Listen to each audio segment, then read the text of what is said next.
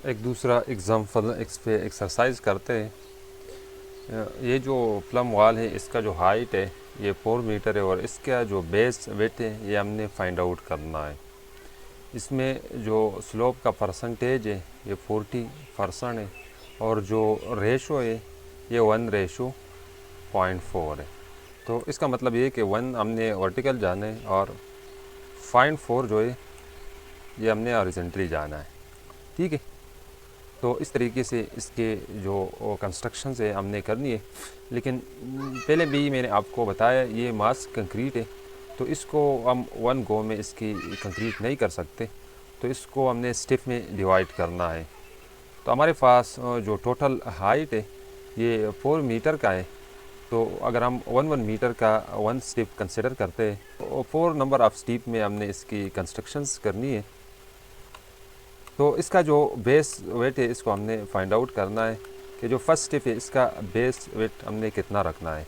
तो इसके लिए यहाँ पर ये कैलकुलेशन मैंने की है।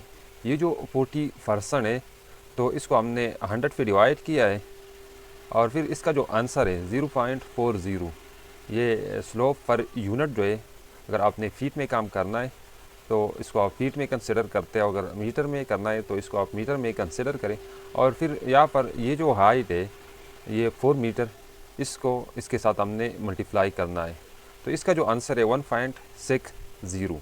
अब यहाँ पर ये जो प्लम वॉल है इसका जो सेक्शन है इसको 2 पार्ट में हमने डिवाइड किया है। तो एक जो है ये जो 0.60 जिसके टॉप हमने रखना है, तो ये एक रेक्टेंगल है और दूसरा जो है ये ट्राइंगल है। तो 1.6 यहाँ से यहाँ तक ये जो डिस्टेंस है ये 1.6 मीटर का हमने कैलकुलेट किया है। अब इसके साथ ये जो 60 सेंटी का ये जो पॉट है इसको हमने ऐड करना है। तो यहाँ पर टोटल जो बेस है ये 2.2 मीटर का है।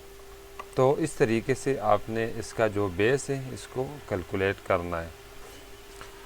जो फर्स्ट स्टेप है इससे जो स्लोप फैक्टर हमने कैलकुलेट किया है इसको हमने माइनस करना है। तो जो बेस का जो वेट है ये 2.20 मीटर का है।